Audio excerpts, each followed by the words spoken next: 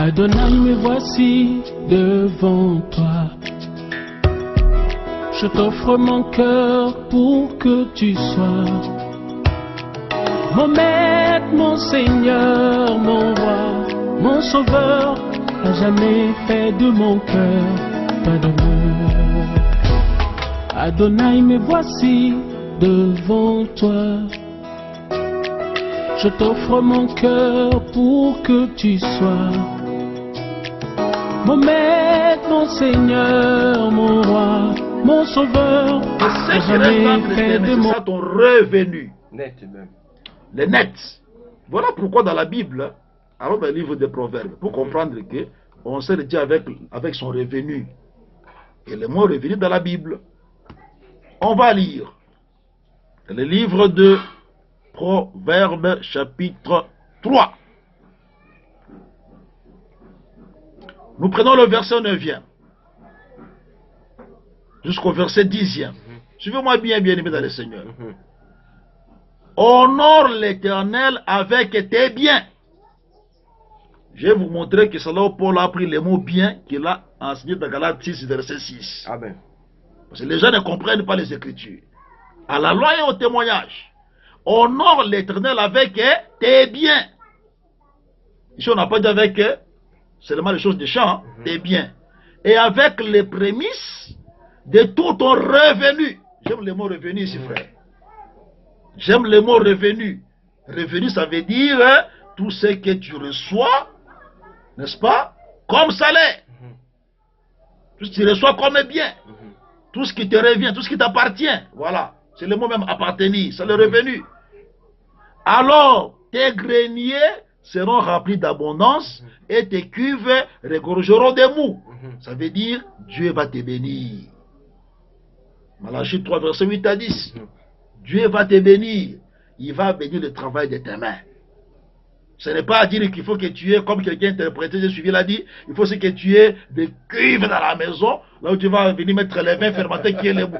Tu comprends la Bible comment, mon frère? Je comprends la Bible en français. C'est en français. Il faut avoir des greniers que tu vas remplir physiquement.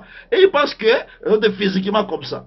Vous comprenez que tu dois honorer l'Éternel avec tes biens. Là, ceci dit que c'est lui à qui on enseigne la parole, fasse part de tous ses biens. Amen. À celui qui l'enseigne. Paul ne veut pas dire les biens là, s'il n'a pas pris ça dans Proverbe 3, verset 9 à 10.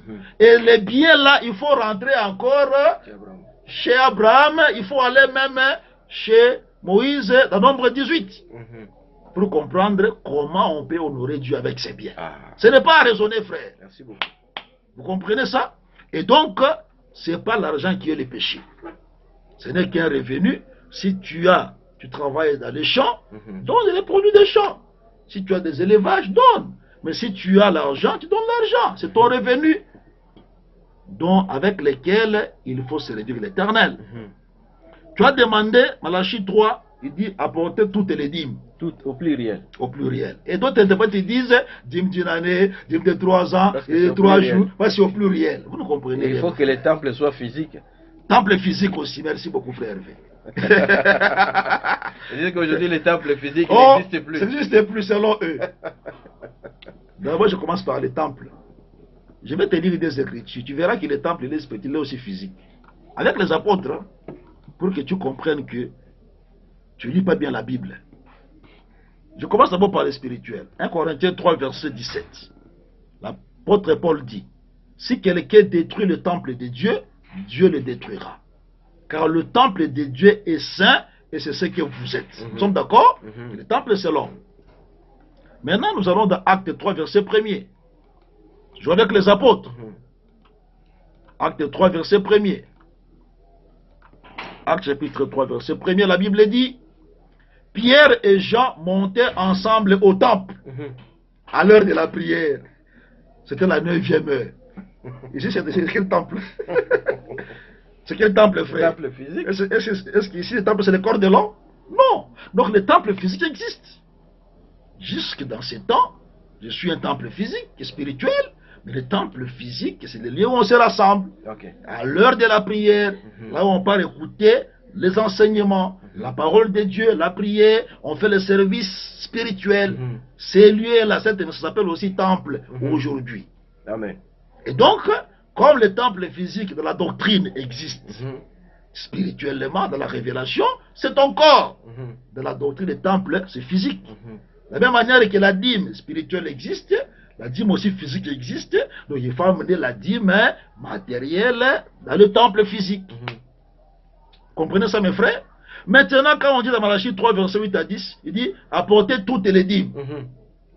Les gens disent c'est dîme d'une année, dîme de 3 ans. Mais tu as mal lu l'écriture, afin qu'il y ait de la nourriture dans ma maison. Amen. C'est là où ça t'échappe. Amen. La dîme comme nourriture, nous la connaissons. Amen. Ce n'est pas la dîme d'une année. Ce n'est pas la dîme de 3 ans. Ce n'est pas la dîme de 3 jours. Ça, ce n'est pas la dîme qu'on mangeait pour le sacrificateur. La dîme comme nourriture, c'est la dîme de Nombre 18. Verset 21 et verset 31. Maintenant, quand on dit toutes les dîmes, mes frères, il y avait les dîmes des fruits de la terre, il y avait les dîmes des animaux. Quand tu mets toutes ces dîmes-là ensemble, la tribu d'Azer donne, la tribu de Nephtali donne, la tribu de... Mais quand tu les rassembles, ça devient toutes les dîmes. Au pluriel. Au pluriel. Alléluia. Tu dis ça en français, mon frère, je comprends. Nourriture dans la maison, c'est quelle dîme? C'est là où même Jésus a enseigné la dîme. Pour ceux qui disent qu'il n'a pas prêché la dîme. Mais ça est ici. Les apôtres n'ont pas donné la dîme. Jésus a prêché d'abord la dîme lui-même dans Luc chapitre 10. Mais pour voir ça, il faut des lettres spirituelles. En France, tu ne verras pas ça. Écoutez un peu Luc chapitre 10. Si nous commençons par le verset 5 à 7, Jésus dit ceci. Il dit à ses disciples, dans quelque maison que vous entriez, dites d'abord, pas d'abord demander les dîmes, dites d'abord que la paix soit sur cette maison. Et puis c'est pas français la paix là, cette paix c'est l'enseignement. Parce que plutôt Ephésiens 6 nous dit l'évangile de paix. N'est-ce pas? Mettez pour chaussures à vos pieds les ailes qui donnent l'évangile de paix. Donc c'est l'évangile qui apporte la paix alors. Dites d'abord que la paix soit sur la maison. Il faut d'abord enseigner. Cette maison ici, c'est l'église. C'est l'église. C'est l'église, mon frère. Dans l'église où tu enseignes, physiquement, je ne peux pas dire spirituellement, tu trouves les gens dans cette église, tu enseignes dans l'église physique, dans les temples. Quand tu entres, il faut d'abord leur dire que la paix soit sur vous. Un homme de Dieu ne veut pas d'abord chercher l'argent des fidèles. Là, je suis en train de prêcher contre les hommes de Dieu cupides, qui sillonnent partout avec des voyages missionnaires. Là, il y a seulement l'argent. Surtout les hommes de Dieu du Congo démocratique. Surtout. Là, il y a carrière de diamants. Tu trouves 20 prédicateurs là-bas. Là où il n'y a rien, il n'y a pas de prédicateur là-bas. Il faut qu'il y ait le principe. Ils ont le principe de un père de Mobutu. Mobutu disait ceci dans son un père. Un père égale servir. C'est servir? Non. Mais en réalité, dans un père, c'était l'inverse. Un père égale c'est servir. Servir les autres? Non. Ce sont des pasteurs impairs. Que Dieu vous aide à vous repentir. Jésus a dit, quand tu trouves la maison, dis d'abord que la paix soit sur la maison. Maintenant, la Bible dit, au verset 6, si se trouve là un enfant de paix, votre paix reposera sur lui. Les gens qui font les campagnes pour demander la sont des païens. Tu réunis les païens, tu fais un séminaire, les gens viennent écouter la parole, toi tu profites pour faire ta collecte. Tu es en visite ministérielle dans une église, tu prêches, tu mets ta collecte les jours où il y a les séminaires, les derniers jours. Comme ça, quand les païens vont venir, ils seront nombreux avec les affaires de la maison, hein, tu auras beaucoup d'argent. Païen. Païen. Je dis, tu es païen. Dis d'abord qu'il y ait la paix. Quand on fait un séminaire biblique, quand on fait une campagne d'évangélisation, encore à dire, même ces mots-là, c'est même pas dans la Bible, mais on comprend quand même que tu as réuni les gens pour prêcher Christ, on comprend. Mais ce sont des païens que tu invites. Quand tu commences d'abord à viser leur argent, tu pêches. Dis-leur d'abord qu'il y a là la paix dans leur vie. Qu'il y ait d'abord l'évangile dans leur vie. C'est lui qui a déjà, s'il y a un enfant de paix, ça veut dire, c'est lui qui acceptera l'évangile que tu prêches, c'est celui qui va te donner à manger. Vous comprenez ça? Celui qui n'a pas accepté la paix, son argent, laisse-le avec.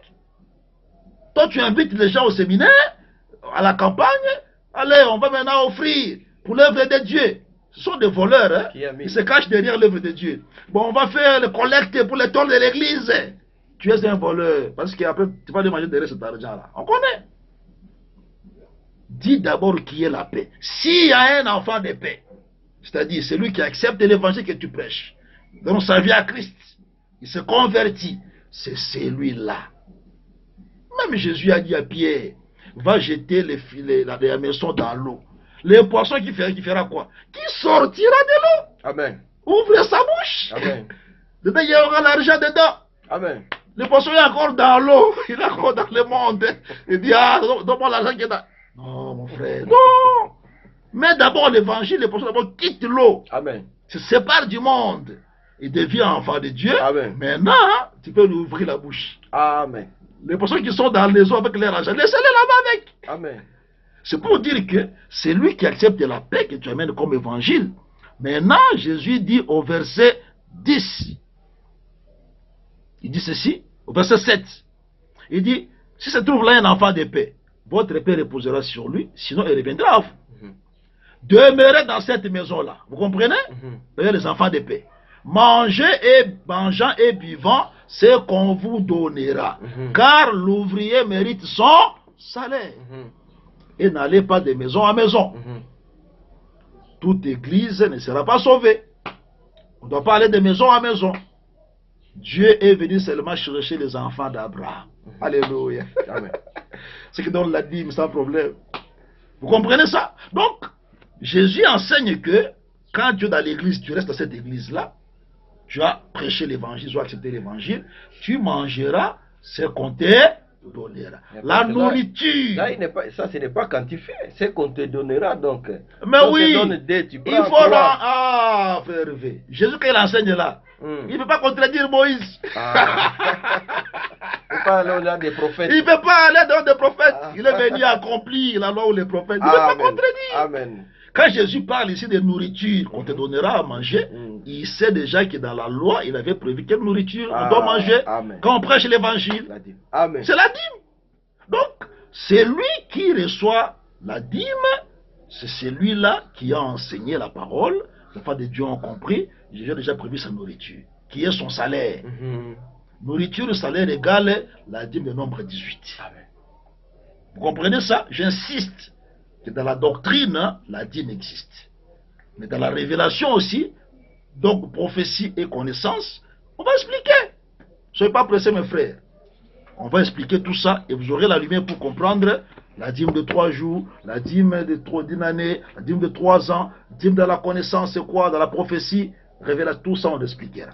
Mais d'abord, on insiste que le salaire, même un butin comme salaire, on en a prêché la fois passée, dans Ézéchiel 29, le verset 19. Dîme comme vie, butin comme vie. Jérémie 39, 18. Butin comme salaire, Ézéchiel 29, le verset 19. Donc, vous comprenez que la dîme a une portée spirituelle, aussi une portée matérielle. C'est lui donc qui supprimera la dîme et qui enseignera aux hommes à supprimer la dîme dans leurs églises. Ils n'ont pas la vie éternelle. Amen. Merci beaucoup, apôtre. Nous tendons vers la fin. Nous allons vous donner juste un temps pour essayer un peu de faire une petite synthèse et nous montrer comment est-ce que nous devons donner aujourd'hui. Mais avant cela, j'ai encore une petite question, homme de Dieu. Nous avons vu quand, à la naissance de l'Église, l'Église, le premier échantillon de l'Église au temps des apôtres, la Bible dit que les gens avaient tout en commun. Et ceux qui avaient l'air bien, ils les vendaient et les distribuaient et les déposaient au pied des apôtres. Merci. Et on donnait à chacun selon ses besoins. Amen. Mais comment est-ce que cette pratique, elle est d'actualité Oui. dans nos églises aujourd'hui? Jusqu'aujourd'hui. Ça c'est un. Deux, la Bible nous dit qu'il y avait un certain Joseph. C'était Joseph, appelé l'exhortateur Barnabas, je sais pas, ça doit être dans Actes quelque chose comme ça. Oui.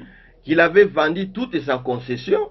Oui. Et il est venu avec les produits de sa vente, c'est-à-dire tout ce qu'il avait fait. Oui. Toute la vente de sa concession, il a donné.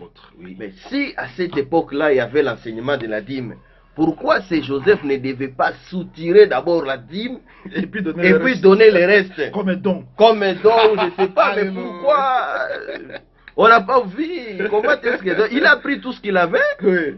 Il a donné le tout. Voilà. Il n'a pas donné la dîme. Merci mon frère. Donc, aujourd'hui, nous allons voir, est-ce que la pratique, je récapitule, est-ce qu'aujourd'hui, dans nos églises, on donne équitablement selon les besoins de chacun?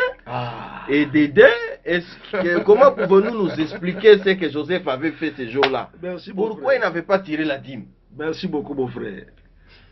Ouais, il était un lévite. Il était lévite, c'est Joseph-là. Je suis très content de ta question, bien aimé. Vous savez, les Écritures, c'est tellement bon. La Bible dit, quand il vendait tout, il déposait au pied des apôtres. On faisait la distribution selon les besoins de qui?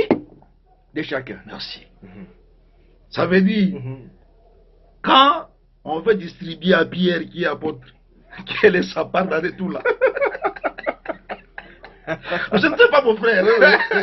On distribue à chacun selon ses besoins. Ok. Si on veut donner aux pauvres, on lui donne le monde. Ah, je comprends. Au ministre, on donne la dîme. On donne la dîme, les offrandes. Okay. Ça veut dire, on doit distribuer selon les besoins de chacun. Et puis de manière équitable. Mais bien sûr. Vraiment. Donc, si toi tu as donné tout ce que tu as vendu, quand ça va arriver au pied des apôtres, ils ont l'enseignement. Amen. Ils doivent rentrer dans les champs des prophètes. Amen. Pour savoir comment on distribue. Amen. Ce qui vient dans la maison de Dieu. Comment on distribue? Ce n'est pas des raisonnements, frère. Très important. Tu ne vas pas raisonner pour dire, bon, moi je crois. Moi je pense. Il n'y a pas de raisonnement à faire. Allons dans les champs des prophètes. À la loi et au témoignage. À la loi et au témoignage. Amen. Ce qu'on amène dans la maison de l'Éternel. Comment on fait pour distribuer ça? On rentre. Les apôtres, les ministres, ils ont leurs besoins. On sort d'abord la dîme. On met à part. N'est-ce pas? Vraiment. On met à part. Et maintenant, dans ce qui restera, on va donner aux pauvres aussi. N'est-ce pas? On va distribuer aux frères. C'est des frères qui ont beaucoup de biens déjà, qui n'ont pas assez de difficultés. Parce que dans la loi, quand Dieu disait, si tu fais ton champ, tu vas laisser un coin, ça moissonner. C'est pour les gens qui n'ont pas de possibilités. Cette loi, les apôtres ont même enseigné ça à Paul. Tu sais ça? Je vais te lire l'écriture dans Galates, chapitre 1. Les gens lisent la Bible, peut-être, je ne sais pas. Ils ne lisent pas bien la Bible. Le problème que j'ai compris, c'est que les gens, ils ont des difficultés par rapport à comprendre à la loi et au témoignage. Si tu ne prêches pas comme ça, mon frère, il n'y a pas d'Europe pour le peuple. Dans le chapitre 2, je prends le verset 9 et le verset 10. La Bible dit ceci. Là, Pierre est venu, Paul est venu chez les colonnes à Jérusalem. Il a exposé l'évangile qu'il prêche chez les nations, n'est-ce pas? Maintenant, voici ce qu'on lui a dit par les aînés. Ayant reconnu la grâce qui m'avait été accordée, Jacques, Céphas et Jean, qui sont regardés comme des colonnes, me donnèrent à moi et à Barnabas la main d'association, afin que nous allassions nous vers les païens et eux vers les circoncis. Ils nous recommandèrent seulement de nous souvenir des pauvres. Ce que j'ai bien eu soin de faire. C'est dans l'enseignement de Paul, les apôtres ont compris qu'il n'est pas allé dans les champs des prophètes concernant les pauvres. Alléluia. Tu crois que Pierre qui a enseigné ça à Paul, lui n'a pas appliqué ça. Quand on amenait les biens là, donc Pierre ne savait pas qu'il y a des pauvres. Il y avait des pauvres. Ah, ça veut dire quand ils ont enseigné ça à Paul, c'est qu'eux aussi pratiquaient ça. Quand on amenait les biens, Ils sont rentrés dans la loi pour voir comment on doit partager. Tu as compris, mon frère? Vraiment, donc là, il ne faut même pas aller là-bas. Voilà. À la loi et au témoignage. Vraiment. Merci beaucoup. Vraiment, je pense que, à moins que nos téléspectateurs aient des questions, Oui. parce que pour moi, je suis vraiment béni. Oui. Tout ce qu'il y avait comme zone d'ombre par rapport à la dîme, l'apôtre vient vraiment de tout balayer. Vraiment, j'ai béni l'Éternel pour cette opportunité qui nous accorde vraiment d'avoir la lumière sur la dîme. Mais néanmoins, nous reconnaissons sur la grâce qu'il y a dans d'autres serviteurs. La grâce qu'il y a dans d'autres serviteurs. Si vous avez des avis contraires, vous pouvez nous aider. Merci. Ou soit aider l'apôtre à voir clair Oui. par rapport à tout ce qu'il a dit. Oui. Voilà pourquoi nous demandons, nous avons affiché son numéro de téléphone, ses contacts et tout. Vraiment, si vous avez des avis, contactez-les en premier. Et nous allons revenir pour faire encore une émission où l'apôtre pourra réagir par rapport à tout ce que vous aurez à poser comme question. Ok. Donc, nous tendons vraiment à la fin. Apôtre, je ne sais pas si vous avez un mot de la fin, mais seulement nous promettons à nos téléspectateurs, à ceux qui nous suivent sur YouTube, que nous avons balayé toutes nos questions, du moins, à moins qu'il y ait d'autres questions qui vont revenir. Je pense qu'apôtre, nous pourrons vous recevoir maintenant pour parler sur l'aspect révélation de la dîme d'une année, de 3 ans et même de 3 jours dont vous avez parlé. Oui. Donc, nous allons faire une autre émission où nous allons balayer sur tous ces points. Oui. Vraiment, nous insistons, les hommes de Dieu qui nous suivent de partout au monde. Si vous avez une lumière ou si vous voulez encore confirmer ce qui a été dit par l'homme de Dieu, nous vous demandons aussi de poster vos vidéos, de revenir, de confirmer pour essayer un peu de ôter cette sémence qui est de ne pas donner la dîme. Parce que nous croyons que dans les champs de Dieu, on ne peut pas trouver des sémences. Oui. Soit on donne la dîme, soit on ne donne pas la dîme. Oui. Voilà pourquoi nous demandons que ceux-là qui confirment que la dîme doit être donnée, qu'ils les attestent, qu'ils like, qu'ils donnent des commentaires par rapport à cette vidéo, avec d'autres commentaires, d'autres écritures en appui. Néanmoins, pour ceux-là qui pensent que la part de l'homme de Dieu ne peut pas être quantifiée aujourd'hui, qu'ils donnent leur verset, parce que nous, nous nous courbons selon ce qui est dit dans les Écritures, non pas à la pensée humaine. Donc, je vais, avec toute humilité, laisser le mot de la clôture à l'homme de Dieu, et nous pensons que nous aurons mis fin à notre émission. Je vous remercie.